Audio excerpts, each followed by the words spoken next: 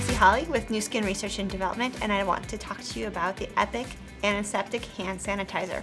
We all know the importance of washing your hands, and that's the best way to make sure that we're clean and hygienic. But that's not always possible, and the Epic Antiseptic Hand Sanitizer is a great alternative.